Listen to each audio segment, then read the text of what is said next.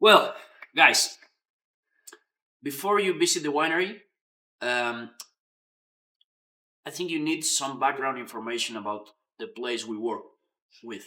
When I say the place, I mean we need to go from the total country to the smallest parcel we work with. So this is a journey from the general to the smaller place in different scales, looking for something that is giving us identity in all the Argentinian wines. So the first map that I need to show you is this. I'm sorry because this is a boring map, but this is the Argentina Yeah, map. that is Okay? Argentina.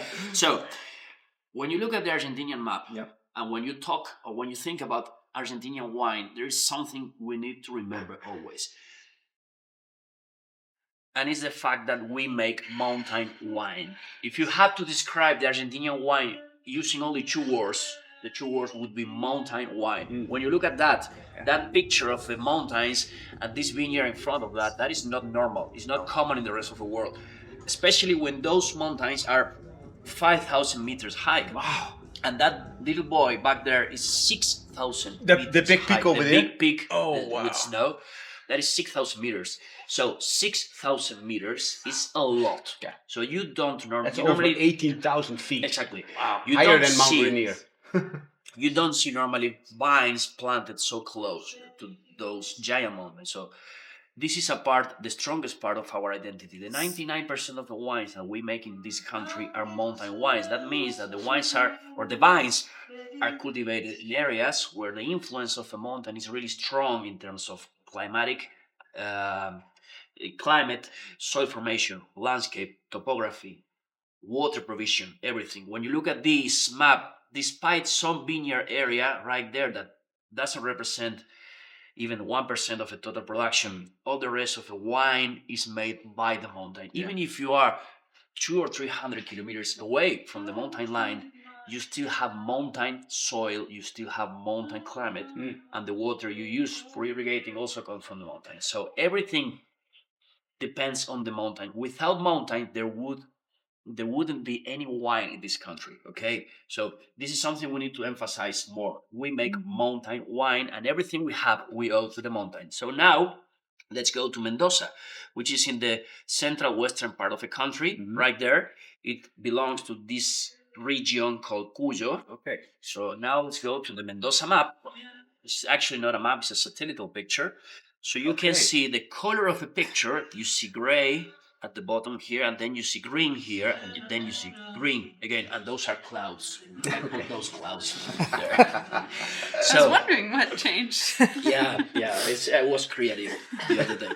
So this is the Pacific Ocean, this is Chile, that's Santiago de Chile, and the city of Mendoza is right there. Now we are here. When you look at the map, this is the border of a province, you realize that more than 95% of the surface of Mendoza is a desert, so we cannot cultivate anything there because there's no water. Because of the rain shadow created by the Andes. Actually, in this part of the southern hemisphere, always the winds move from west to east in this direction. So the winds carry the humidity from the Pacific Ocean. That humidity is left in the central valleys of Chile, and the humid wind, when it crosses the Andes, goes up, creates snow, and comes to our side being dry. So we don't have rainfall here. All the rain is in the central valley of Chile. The average rainfall in Mendoza is about 250 millimeters. Wow. It's like 10 inches of rain per year. The vine needs more than the double of that amount, so we need to irrigate. Irrigating is a circumstance of our terroir, our viticulture. So we have 4 rivers in Mendoza, from north to south: Mendoza, Tunuyán, Diamante, and Atuel River. And those rivers create 3 oases. These 3 green spots are the cultivated oases. We live there and we make the wine and all the vegetables there. So the biggest one in surface is the southern one. We are not really creative with the names, so we just call it south. That's an area, and north. The only creative one is the Uco Valley, which, by the way, I don't know what it means. So this is the southern oasis, which is big in surface, but it's not really representative in wine. It is producing more or less 10% of the wine coming from Mendoza. It's more focused in apple trees, olive trees, all the kind of productions. This nice green oasis around the Tunujan. Tunisian River. This is the Uco Valley. Is the Uco Valley, Where right we here. are now, yes. Wow. So let's put more zoom in this picture. Let's concentrate only in the biggest two. So the northern one and the Uco Valley. When you look at this picture, 70% of the wine coming from Argentina is made here. Wow. Okay, so this is the most important productive wine growing region in the country. All the area surrounding the city of Mendoza to the east, north, and some south is this big oasis. It's a continuous oasis. If you drive your car from the city, you can go 1 hour in each direction and you see vines. It's a really large wine growing area. The Santa Julia winery, for example, is there. It's 35 kilometers to the east of the city of Mendoza. Luján de Cuyo that you mentioned is here, to the south. This is the Mendoza River, and this is the Tunujan River, which, by the way, is the most important river for the Argentinian wine, because it's the river irrigating the most hectares of vineyards in the country. I always make a calculation. This is not checked, but it's more or less like that. Out of every 10 bottles of wines made in this country, 3 are made with water of the Tunujan River turned into wine. So it's a really important river for the Argentinian wine. So you have here... Isn't that something? All that humidity that comes down here is snow. It melts, it's water, and that gets taken up by the vines, and that becomes wine. Becomes wine. It's a miracle. It's actually like that. Wow. In winter time, when you prune and you cut the shoots of the vine, if you squeeze the shoot, you see water flowing. That is the residual sap that you have in the vine. It's the same water that is in the soil. When you cut a green shoot, you see water inside. That is the water being pumped from the soil, and the water in the soil is the water from the river, which was snow. So the vine is technically transforming snow into wine. Yeah, so that's great. It's a great miracle. I love that. Yeah, it's amazing. I love that. Look at that. Look on the tops of these mountains here. You see the beginnings of wine. Yeah, I see wine. Exactly. So, when you compare these two vineyard areas, there are two differences. Now we are here in the Uco Valley, which is more or less 100 kilometers south of Mendoza city. The first difference is the altitude. Everybody knows that the Uco Valley is the highest wine growing region in Mendoza, not in Argentina. When you go to the north of Argentina, to Salta, those vineyards are really high.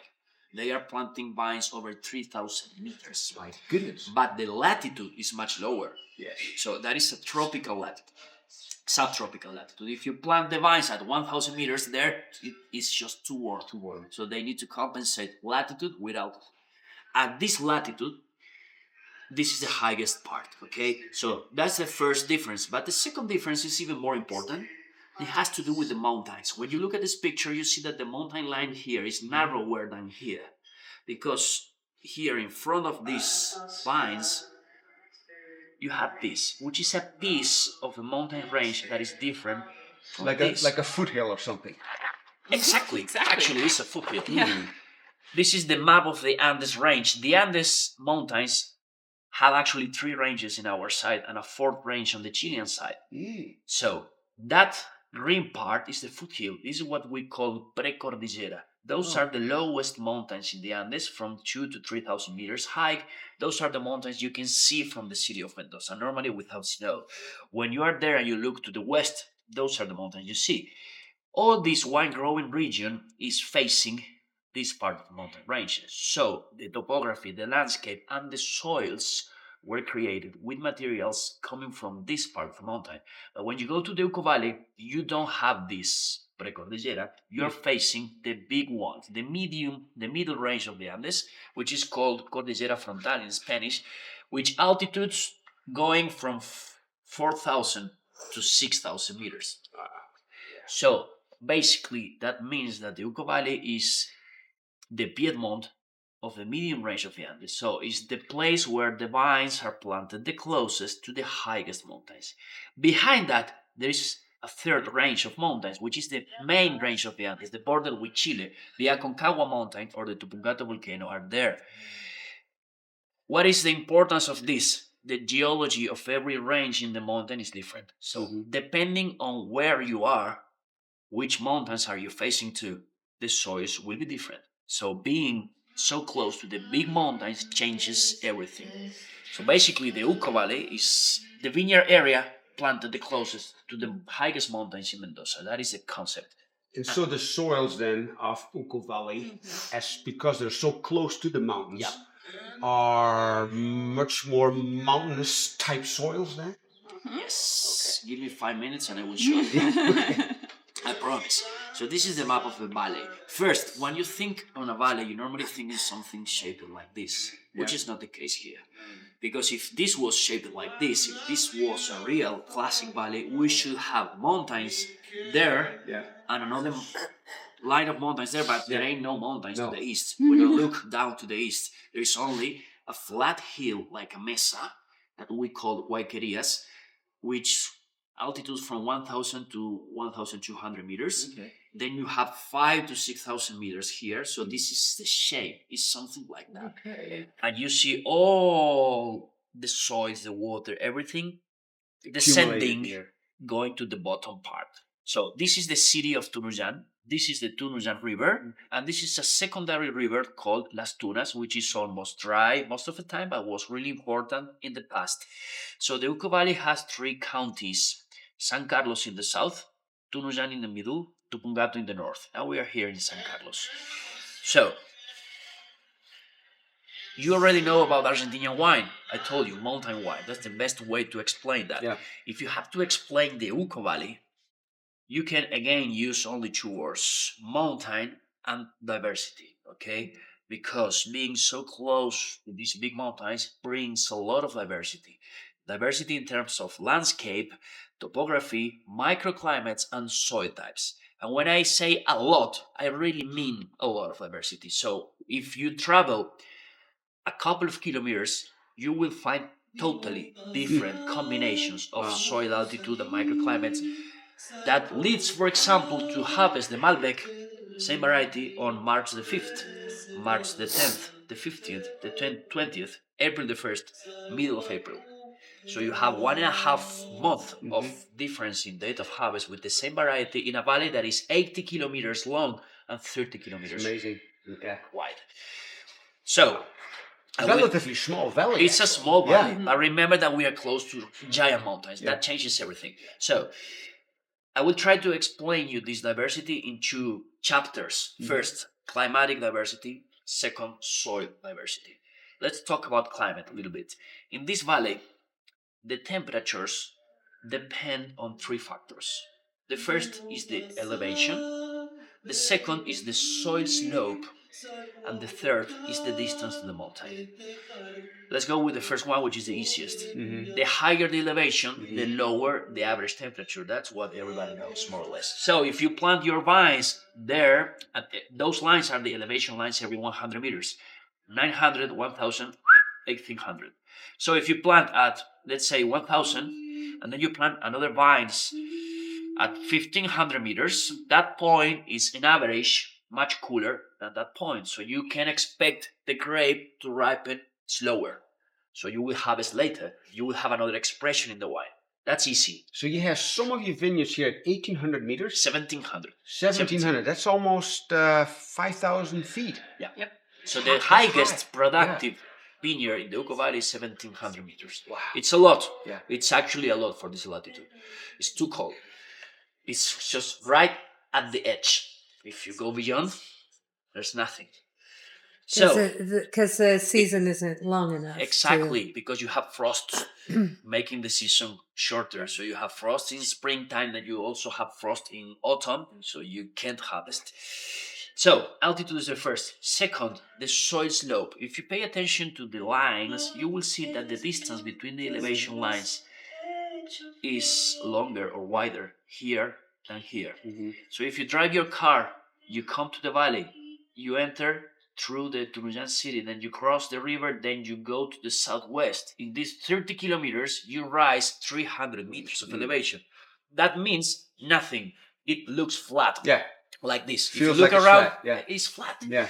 You don't realize that you're actually climbing. But if you repeat that here, you go from 900 to 1800 in 35 kilometers. That looks steep. Yeah. You do realize that you're going up. Yeah. So basically, the south of the valley is flat, while the north of the valley is steep. Yeah. And that changes a lot of things, especially during the night. The night temperature depends on that. Why? Because here in the mountains, we have a lot of cold air. You can see snow in the middle of springtime. Yeah. Up there is for sure minus 20 degrees Celsius degrees now. So that cold air moves down because the cold air is denser. It goes down always, so it moves along the slope of a mountain and gets into the valley. And it moves in the valley, but the speed of the movement of the cold air depends on the slope. If the slope is steep, all the cold air during the night, it will go fast to the bottom. It will get stuck at So the bottom. basically creates a breeze, creates a wind. Exactly. Wow. We have breeze here. Yeah. If you have breeze, the temperature doesn't go down. And the accumulation of cold air is there. So if you measure the night temperature there is like 4 or 5 Celsius degrees lower than here. Okay. You go to the south, everything is flat. The air doesn't move. You have no breeze. All the accumulation of cold air is just all around. Spread out. If you measure the temperature in the night there, and in the same hour you compare with that temperature, this is much lower. That means, for example, more frost risk in the south of the valley than in the north of the valley. Counterintuitive in a way, actually. Right. Huh? Yeah. Third, Lower elevation. Yeah. exactly. That's to explain actually that the elevation doesn't explain it all. No. Okay. No, this could be an overriding factor. Yeah. And third, the distance to the mountain. The closer to the mountain, the cooler the temperatures at any altitude. Why? Because you get all this mountain breeze all day long, all night long, cooling you down. So imagine that you are at 1,200 meters. That's a town, a village called El Peral. You are at 17 kilometers away from the mountain line. But if you follow the contour and you go to the south, in San Carlos, at the same altitude, you are just right at the mountain. That point, which is called Cordón El Cepillo, is much cooler than this one. You harvest the Malbec later here than there, and the altitude is the same. It's just because of a microclimatic effect of a mountain breeze. So when you mix all these three factors, you have a lot of differences in temperature combinations. So you can plant Pinot Noir or Sauvignon Blanc up here, and then you can go with Bonarda and Tempranillo and Cabernet Sauvignon down there. And you can have this bold, Because rich they wines. need longer time to get mature. And What is the temperature swing? In Celsius degrees, here, for example, is around 18 degrees. It's from, on average, in February, March, is from 7, 8 degrees to 25 in the day. in the day. Yeah. The 25 in the day, 7, 8 in the night. Yeah. So it's 18 on average when you measure all the month. That's a lot. In the north, it's around 13 to 14 degrees. So you have 5 degrees less thermal amplitude when you compare the north to the south. That changes a lot of things in the ripeness process of a grape. For example, if you want to go with your Cabernet Sauvignon up here, it doesn't ripe because it's just too cold. Yeah. If you go there, it does ripe. But if you go there in Mendoza, in the eastern part, it gets too warm. Too warm. Yeah. And the vine can block. And if the vine gets blocked, it doesn't ripe anymore. So you have a lot of disorders in the ripeness, and the final quality in the wine is not the same. Yeah. So that's the chapter of climatic diversity. Yeah, because to get that phenolic ripeness, that makes the wine special, right? Exactly. That's where you get that complexity and these layers of flavor. Next map. This is the map that you need to remember. Okay. I don't want you to remember the names because I can't even remember the names. But I want you to remember the colors. This is a colorful map because it's a map of diversity. Okay, this is the village map in the Uco Valley. Now we are here in this place called Paraje Altamira. It's a geographical indication. That means the GI. We are on the right bank of Tunuyán River. Belongs to the San Carlos County, such as La Consulta, Pampa, El Cepillo, Cordón El Cepillo. Forget about that because it's just too cold. Then you go to the left bank, you have Vista Flores, Los Chacalles, Los Árboles, San Pablo, which is the highest part of the Tunuyán County here. On the right bank of the small river, Then you cross to the left bank of this small river and you find Gualtallarí, El Peral, San Jose, La Carrera. All this high arch of the Uco Valley is the most exciting area where all people is making research, new developments, because here you have the cooler temperatures and the most challenging soils. Okay, so please remember the colors. Every single village has its own combination of altitude, landscape, soil type, microclimate. So if you plant your Chardonnay, for example, in Gualtallarí or in San Pablo or in Los Chacales, you will have 3 absolutely different expressions of Chardonnay. I guess you will taste later 2 coming from these 2 places, Gualtallarí and San Pablo, only 8 kilometers away in a straight line. You can't imagine how different the wines are. So let's talk about soils now. If you put the same picture, you have the perspective of a valley. That's the city, the 2 rivers. This is the mountain. You know that the soils here are alluvial soils. So the soils were created by alluviums. Let's remember what is an alluvium. Imagine that you have a dam in the middle of a mountain with 80 billion liters of water. And it suddenly breaks. That water starts to go down. Develops a lot of energy. That energy breaks the walls of a mountain, breaks the rock. The rock is rolled in the water. And once it finds an open space in the valley, it spreads and creates this figure, this shape. This is an alluvial fan. That's what we call it, because it's fan-shaped. See, exactly. Beautiful fan here, right? Yeah. So in this picture, you can see 2 alluvial fans, which are the 2 that are still active today, because we still have water flowing down now as rivers, Dunujan River and Las Tunas River. But we have more. Actually, in the valley, there are 44 different alluvial fans. If you look at the satirical picture, you can see the shape of the fans everywhere, and they overlap, creating a lot of this disaster to understanding the soils. Why is this important? Because imagine that today you go there to this area and you try to analyze the soils, and you open 100 holes or soil bits, and then you compare them. Let me tell you something. The 100 holes will be different. But you will find always like the same kind of stone or the same color or the same mineral, like a shared DNA among the 100 holes. If you go to the other one and then you open another 100 holes, those soils will be different again.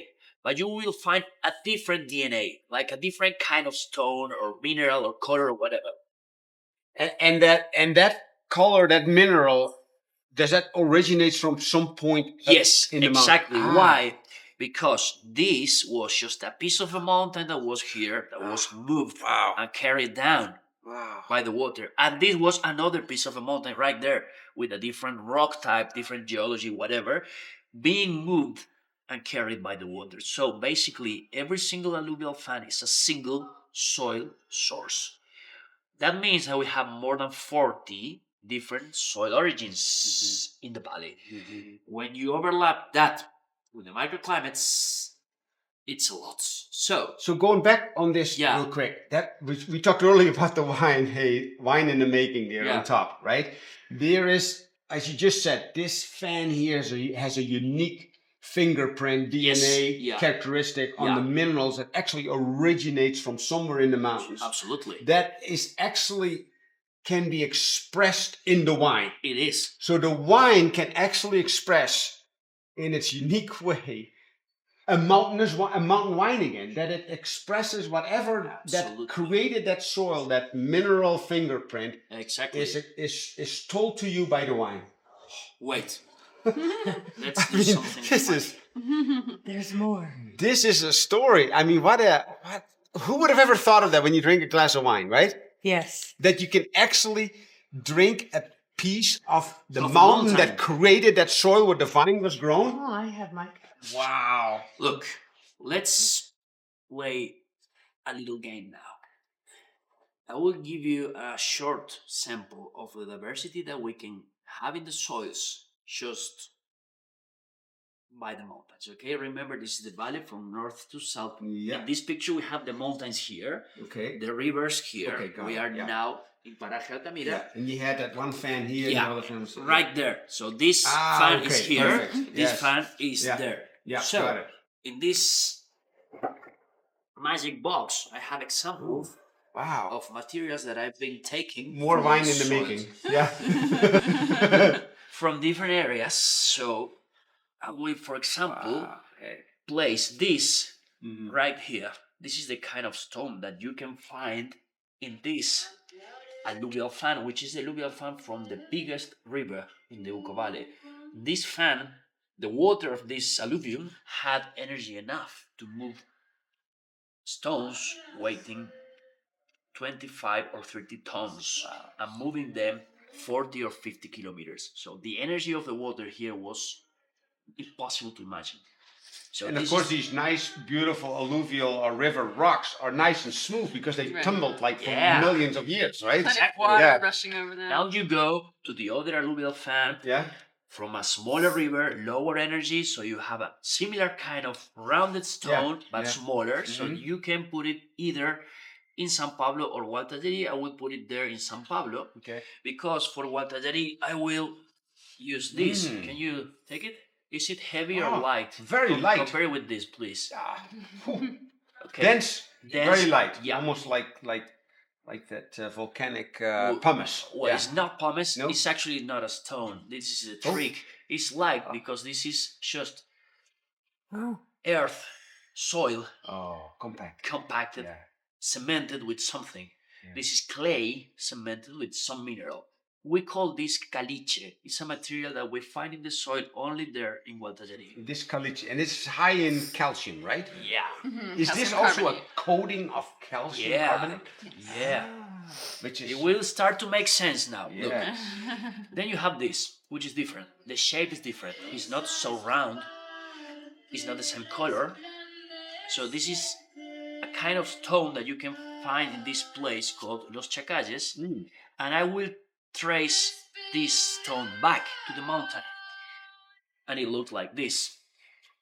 And if you put it down, it looked like this. Actually, if you compare these three pieces of stone, the color and the texture is the same because the rock, the material inside is the same. The name of this rock is rhyolite. The rhyolite is an igneous rock, which is pretty common in this part of the Andes. Look, this dark color, the dark color that you see in the mountain there, is this. The lighter pink color is this. Yeah. Which is granite. I can see it. I can see it like right up there. Exactly. So the light color there is granite. The dark color is rhyolite. So two different kind of igneous rocks. So if you have if you're in the mountains without any erosion of the water, the stone look like this. This is not alluvial. So this sharp edge stone is taken from the mountain. If you move this stone a short distance, becomes this. Oh my goodness. So you find it there. And if you keep on rolling it down, it becomes smaller and rounder. You find it in Vista Flores. And if you keep on, it will become sand. It will disappear from the soil. And if you dig a hole there, you will find only sandy soil. Because it works like this. What else? This one. This is crazy because it looks like this, similar shape and size. Different color. But different color. So we will put it right here in Los Árboles, close to San Pablo. And now I will have to explain you why the color is different.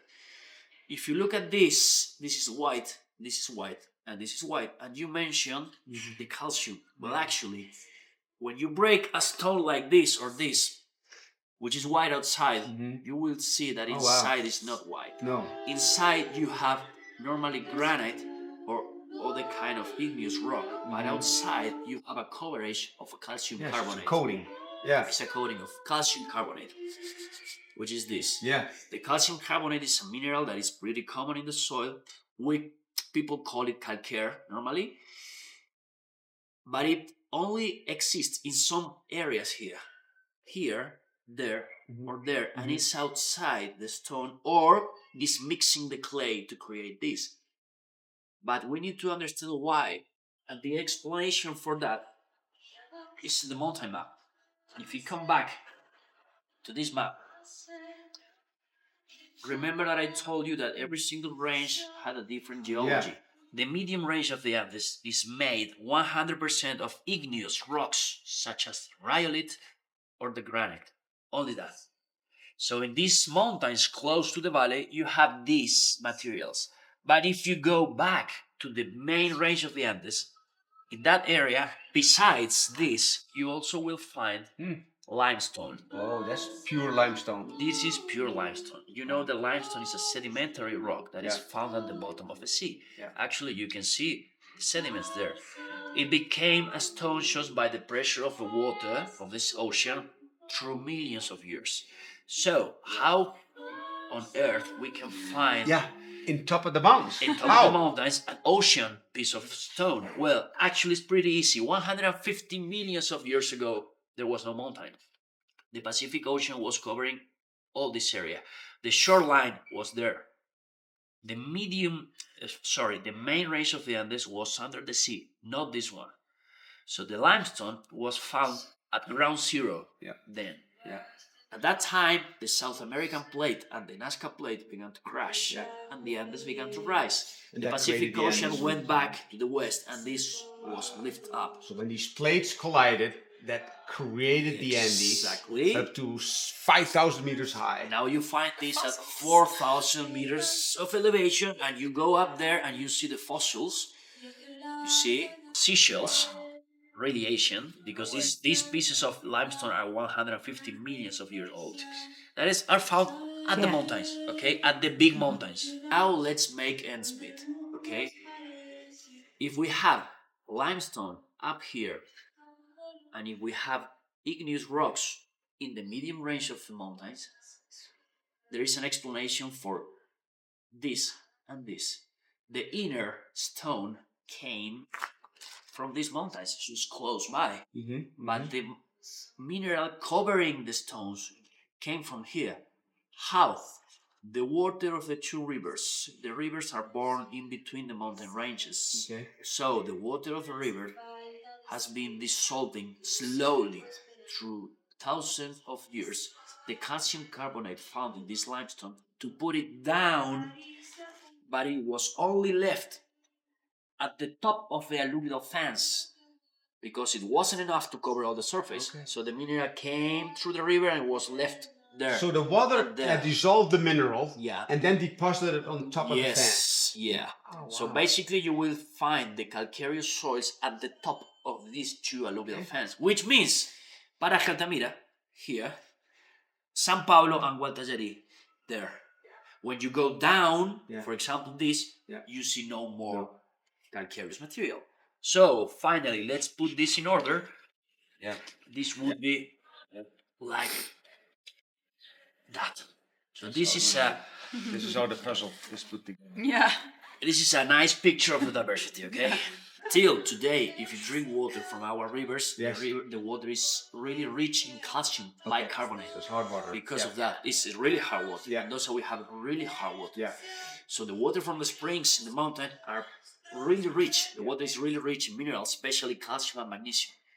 So the richness of the geology that we have in the mountain was left here in the valley. So now we have a lot of different things to choose from.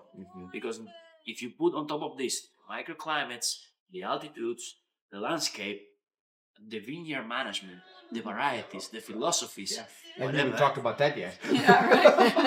It's endless, okay? So this is the chapter of the diversity at a large scale. So now I will try to explain you how to do viticulture on top of this.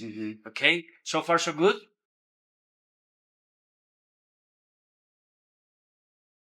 Okay, it's a medium depth soil, so you have 1.2 meters sandy loamy topsoil. But you see the size of the leaves, you see the color of the leaves, you see the growth, the vine is growing up.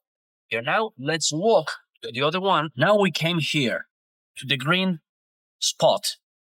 That green color means this soil situation where the topsoil gets thinner.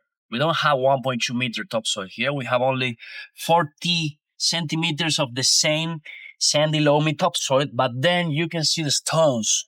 The stone layers a first layer of really big stone, alluvial stone, everything is rounded, that dries out much faster. Yes. As you see, that holds less water. Now take a look to the vine.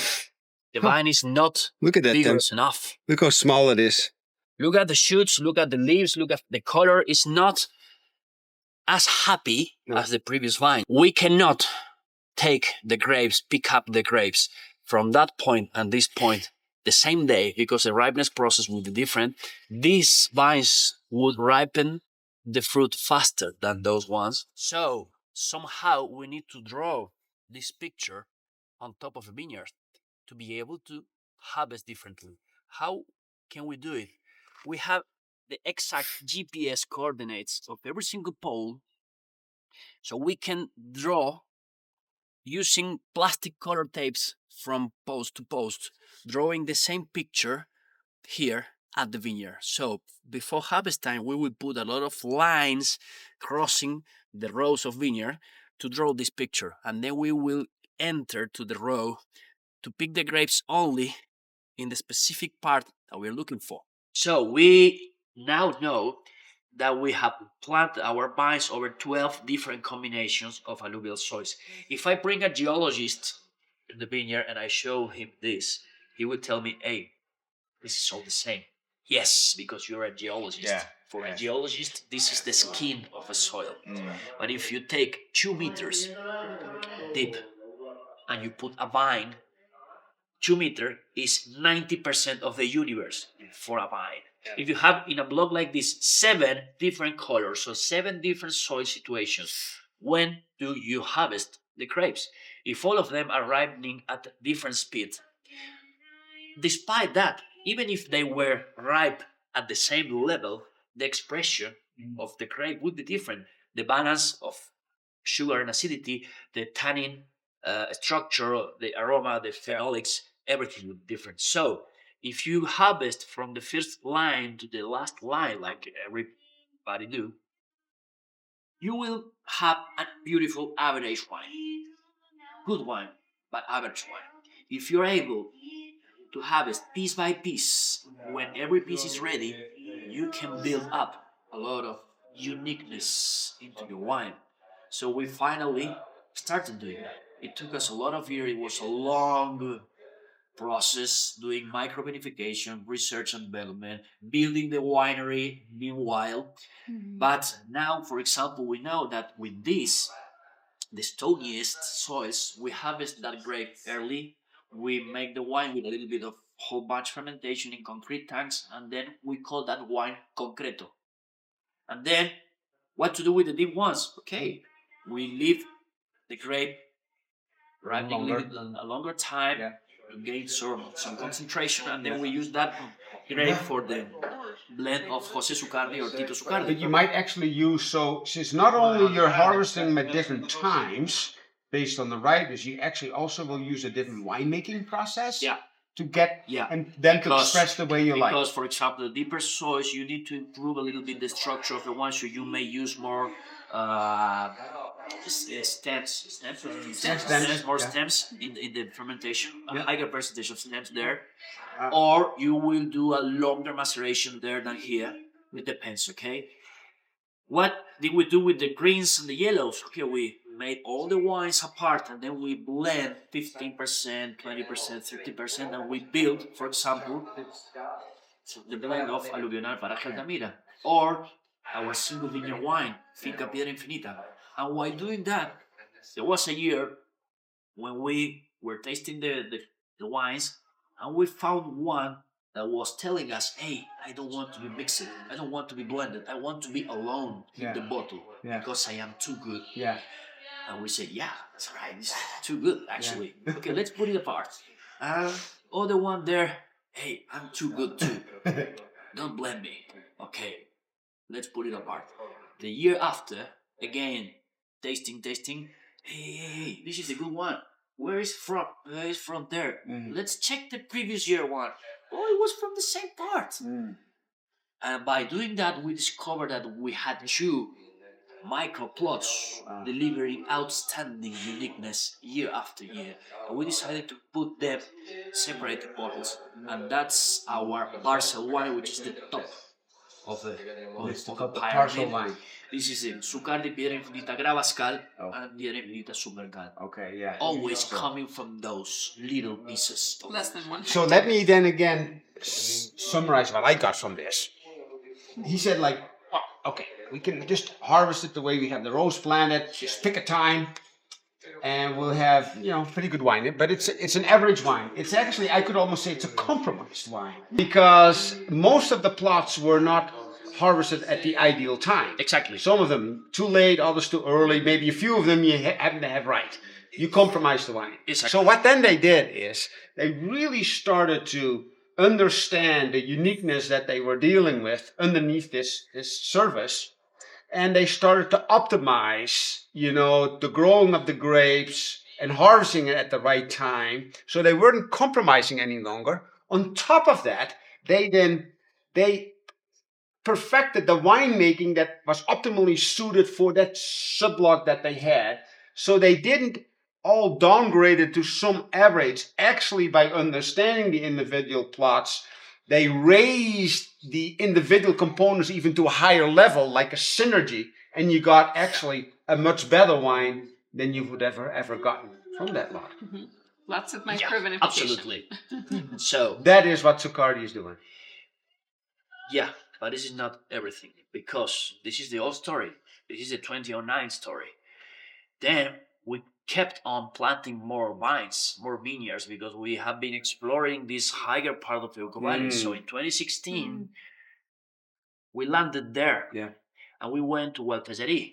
And we had a fresh start, a new opportunity to do a new one. Yeah, we're going to bulldoze everything? Or? So what we asked ourselves, we're gonna do again the eco side. We're going to destroy everything, or we will start to do something differently. Well, we did actually change some things, and this is the result. This is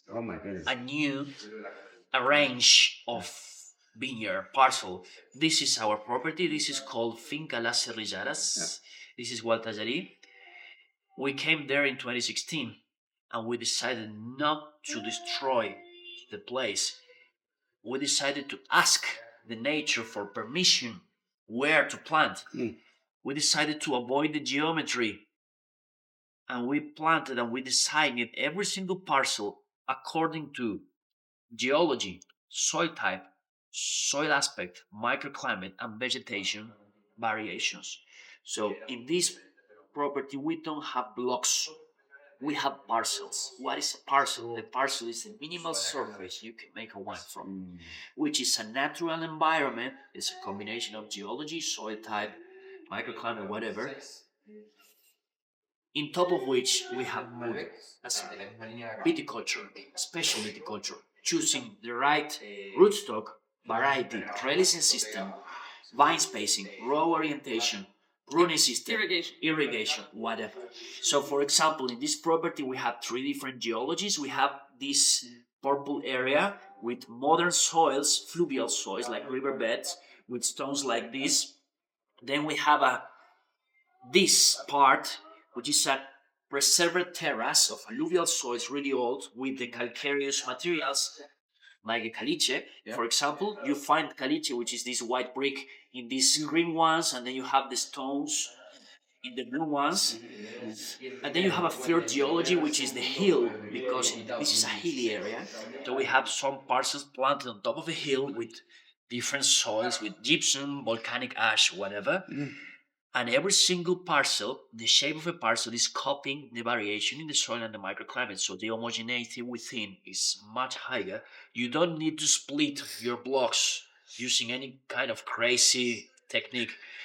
You only go, you prune, you do the green pruning, you irrigate, you harvest like a normal vineyard, but you are preserving the uniqueness of every single parcel. So we are making 30 wines from here. But we're not releasing 30 labels. We're making 30 wines, and then we blend, and then we decide where the wines are going to. There is something else. There's something else. the total surface of a property is 32 hectares, out of which only 19 are planted with vines. The rest is ecosystem, is biodiversity, is 51 species of native bushes and trees interacting with the vines, without herbicides, without moving the soil, having 100% of the vines connected with the native plants. So this is a matrix of biological a matrix of biodiversity. I will show you some pictures of that, how it looks like. Is maintaining a biodiverse environment like that, is that helping you? Is that reducing disease pressure and insect pressure to some degree? It is.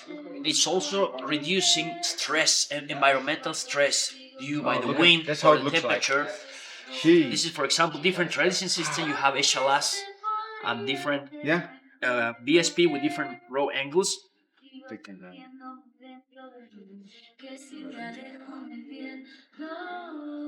This is the place you need to visit the next time. Or this, without the geometry, so the shape of the parcels surround or responding to the variation in the soil. And where is this? What does it is there? 65 kilometers away from here. Towards northwest. Northwest. Okay. Or something like this.